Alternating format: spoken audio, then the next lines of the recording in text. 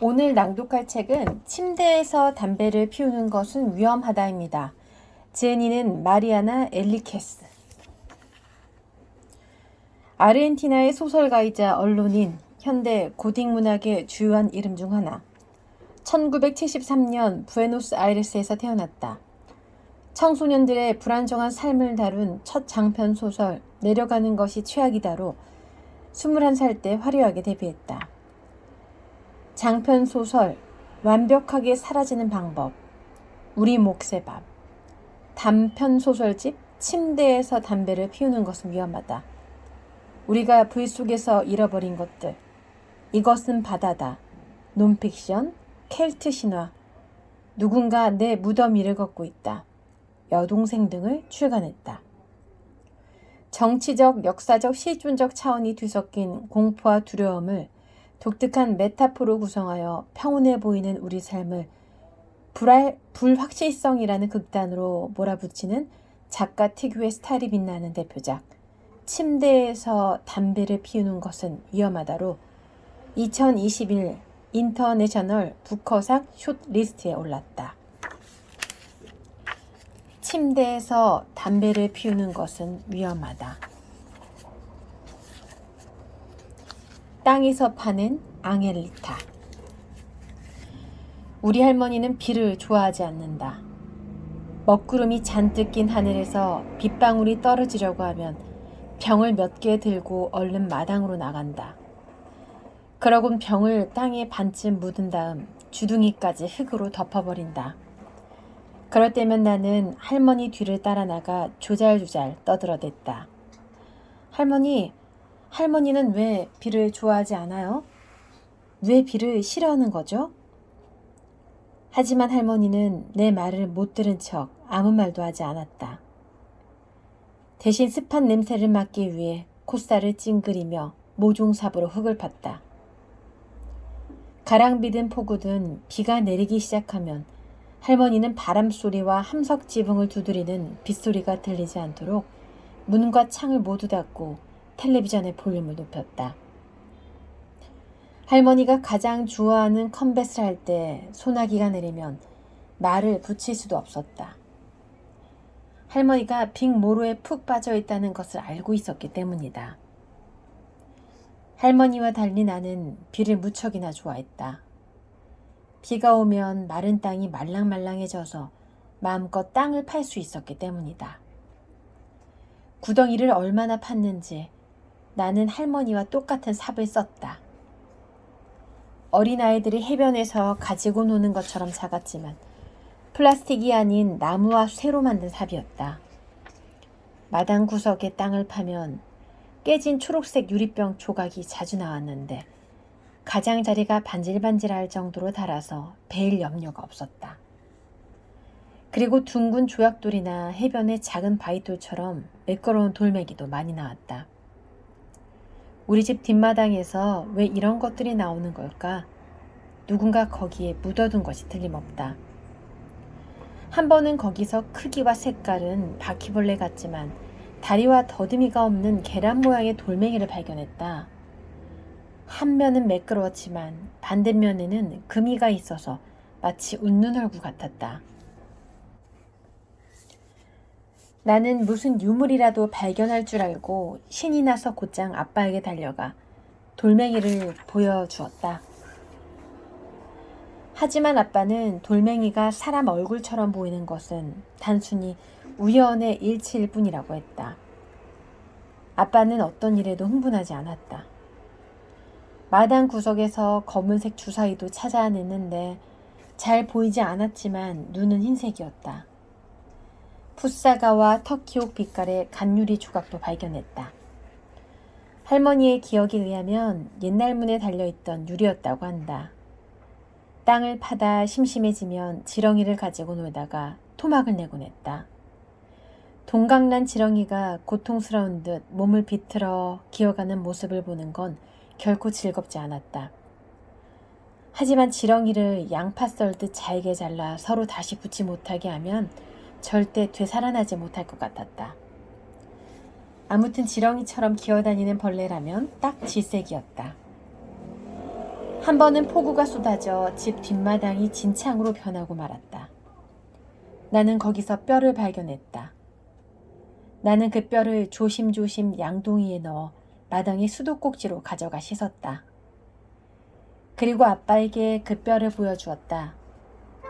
아빠는 닭이나 비프스테이크에서 나온 뼈, 아니면 오래전에 땅에 묻힌 죽은 반려동물의 뼈일 거라고 했다. 누군가 키우던 강아지나 고양이 말이다.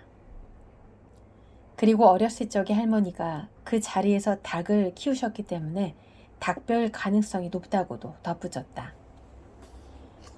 그러려니 하고 있는데 할머니가 작은 뼈를 보더니 갑자기 머리를 쥐어뜯으며 고함을 지르기 시작했다. 이건 앙헬리타잖아. 앙헬리타란 말이야. 호들갑을 피우던 할머니는 아빠가 무서운 눈빛으로 노려보자 바로 잠잠해졌다. 아빠는 지나치지만 않으면 할머니가 어떤 미신을 믿든 용인해 주었다. 하지만 아빠가 못마땅한 표정을 짓기만 하면 곧바로 눈치채고 어쩔 수 없이 입을 다물었다. 할머니는 내게 그 뼈를 내놓으라고 했다. 그리고 뼈를 받아 내자마자 당장 방으로 가서 자라고 소리를 질렀다. 내가 무슨 잘못을 저질렀기에 저렇게 화를 내시는지 섭섭한 마음이 들었다. 하지만 그날 밤 할머니는 나를 불러내더니 모든 사실을 털어놓았다. 그 당시만 해도 어린 나이에게 큰애 관심을 기울일 여유가 없던 때라 정확하게 기억하지 못하는 것은 흔한 일이었다. 아이는 태어난 지 몇 달 되지도 않아 구열과 설사에 시달리다가 결국 세상을 떠났다고 했다. 아이는 순진무구한 어린 천사였기에 몸에 장밋빛 천을 두르고 베개를 등에 받친 채 꽃으로 장식한 탁자 위에 올려졌다.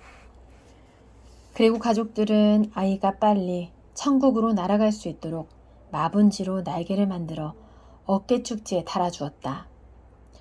하지만 다른 아이들처럼 입에 빨간 꽃잎을 채워넣지는 않았는데 아이의 어머니, 그러니까 증조할머니가 피처럼 보인다며 기겁을 했기 때문이다. 그날 밤 내내 아기 천사를 기리는 춤과 노래가 계속되었다. 술에 취한 삼촌이 내쫓기는가 하면 푹푹 찌는 날씨에 곡을 하다 끝내 시신한 증조할머니의 정신을 차리게 하느라 한바탕 소동이 벌어지기도 했다. 그 자리에서 곡을 해주던 인디오 여인은 삼성경을 읊조렸다. 그녀가 그대로 얻은 것은 고작 엠파나다 몇 개뿐이었다. 할머니, 여기서 그런 거예요? 아니야, 사라비나에서 있었던 일이지. 산티아고주. 그렇다면 이건 그 여자아이의 뼈는 아니겠네요. 거기서 죽었다면 말이에요. 아니란다 얘야. 여기로 이사 올 때 내가 유골을 가져왔단다. 매일 밤 울어대는 바람에 혼자 두고 올 수 없었어. 가엾은 것. 그나마 우리 가까이서 오는 편이 훨씬 낫지. 혼자 버려진 채 운다고 생각해봐. 얼마나 끔찍하겠어? 그래서 유골이나마 가방에 담아서 여기로 데려온 거란다. 여기 도착하자마자 저 뒤쪽에 묻어두었지. 내 할아버지는커녕 증조할머니도 몰랐어. 아무튼 이걸 아는 사람은 아무도 없단다. 아기야, 아이의 울음소리를 들은 것은 나뿐이었으니까. 물론 내 증조할아버지도 들었지만 모른 체 하셨지. 그럼 그 여자아이는 여기서도 계속 울어요? 비 오는 날에만 운단다. 나중에 아빠에게 어린 아기 천사 앙헬리타 이야기가 사실인지 물어보라.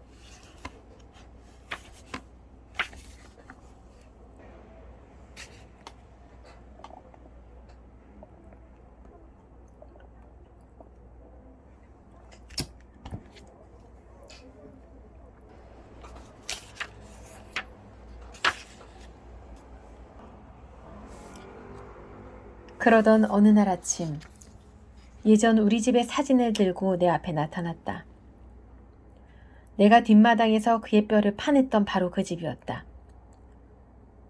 옛날 사진을 넣어둔 상자에서 그것을 꺼낸 모양이었다. 썩어 문드러져 축축하고 끈적이는 살점이 덕지덕지 묻은 다른 사진들을 보자 왈칵 구역질이 솟았다. 이제는 손으로 그 집을 가리켰다. 꽤나 집요했다. 거기 가고 싶다는 거니? 내가 묻자 고개를 끄덕거렸다. 그 집은 더 이상 우리 집이 아니야. 옛날에 팔았거든. 내가 이유를 설명하자 그녀는 다시 고개를 끄덕였다. 나는 아이의 얼굴에 복면을 씌우고 배낭에 넣은 다음 15번 버스를 타고 아베야네다로 갔다. 함께 차를 타고 가면 아이는 창밖을 내다보거나 주변 사람들을 둘러보지도 않을 뿐더러 뭘 가지고 놀 생각도 않는다. 아이의 눈에는 바깥 세상이나 장난감이나 똑같아 보이는 모양이었다. 나는 아이가 편안하게 갈 수 있도록 무릎 위에 앉혀주었다. 하지만 아이가 과연 불편함을 느낄 수 있는지, 그리고 내 호의가 아이에게 어떻게 비칠지 전혀 모르겠다. 사실 아이의 기분이 어떤지도 모른다. 내가 아는 거라곤 앙헬리타는 못된 아이가 절대 아니라는 것. 그리고 그 아이를 처음 봤을 때는 겁이 났지만 이제는 그렇지 않다는 것뿐이다. 오후 4시경 예전에 우리가 살던 집에 도착했다. 여름이면 늘 그랬듯이 개천에서 풍기는 심한 악취가 미트레대로 위를 떠도는 휘발유 냄새, 그리고 쓰레기에서 나오는 가스와 뒤섞여 코를 찔렀다. 우리는 광장을 가로질러 할아버지가 돌아가셨던 이토이스 병원을 지나 마침내 라신 경기장을 돌아서 갔다. 그 뒤, 그러니까 경기장에서 2 블록을 더 걸어가자 옛날 우리 집 대문이 나타났다. 이제 어떻게 하지? 주인에게 부탁해서 안으로 들여보내달라고 해볼까? 그런데 무슨 핑계를 대지? 그것까지는 미처 생각지 못했다. 어디를 가든 죽은 아기를 데리고 다니다 보니 아무래도 정신이 이상해진 모양이었다. 어쩔 줄 모르고 우왕좌왕하고 있는데 앙헬리타가 어딘가를 손가락으로 가리켰다. 굳이 안으로 들어갈 필요가 없었다. 담장 너머로 뒷마당을 들여다볼 수 있었으니까. 아이가 원하는 것은 오로지 그것, 뒷마당을 보는 것밖에 없었다. 아이를 품에 안은 채 둘이서 함께 안을 엿보았다. 담장이 이렇게 낮은 걸 보면 엉망으로 만든 게 틀림없었다. 네모 반듯한 맨땅이었던 곳에 파란색 플라스틱 풀장이 있었다. 풀장을 넣을 구덩이를 만들기 위해 그곳에 흙을 다 파낸 것이 분명했다. 그러다 땅에서 나온 아기 천사의 뼈를 아무렇게나 버렸고 다른 것들과 함께 뒤섞여버리는 바람에 영영 찾을 수 없게 된 것이었다. 그 장면이 눈앞에 떠오르자 안타까운 마음이 들었다. 불쌍해서 어쩌나 나는 아기에게 미안하다고 했지만 더 이상 어떻게 해볼 도리가 없었다. 심지어 집이 팔렸을 때 아이의 뼈를 모두 파내 양지 바른 곳에 혹은 아이가 원했다면 가족과 가까운 곳에 묻어주지 못해서 후회스럽다고 말하기까지 했다. 하지만 아무 일 없었다는 듯이 태어나게 아기의 뼈를 상자나 화분에 담아 집으로 가져갈 수 있었을까? 어쨌든 나는 아기의 유해를 소홀히 다룬 점에 대해 깊이 사과했다.